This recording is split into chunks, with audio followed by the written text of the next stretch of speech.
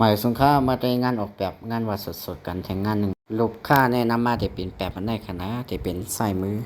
ช่างออกขึ้นลองออกแบบปันด้วยลูกค้าก็เจอกแนวอันในอีกอย่างหนึ่งก็มันมีงานแก่ซ่อมอีกหนึ่งค่ะนะการลงเสียนมันก็ขาดใจ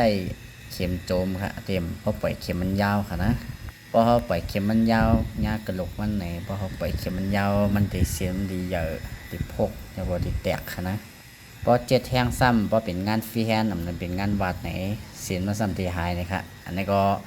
พอเขาซักไหนก็จิ้มค่ะนะเวลาเขาเจ็ดเพราะว่าเขาวัดเพราะว่าเขาซักจอมห้อยมันแต่ก็แค่เจ็ดแทงกับเป็นสังขะนั่นได้อยู่ที่น้ำยาลกไล่ว่ามันได้เป็นของดีห้ามดีมันได้ออกง่ายห้ามออกง่ายนะคะนะผลงานก็ได้ออกมาประมาณไหนค่ะอันนี้ก็ฝากเพื่อนๆเขาติดตามพองค่ะนะตอนลงสีมันค่ะส่วนได้ก็ได้สนใจตักเข้ามาเลยค่ะหมดสุงค่ะ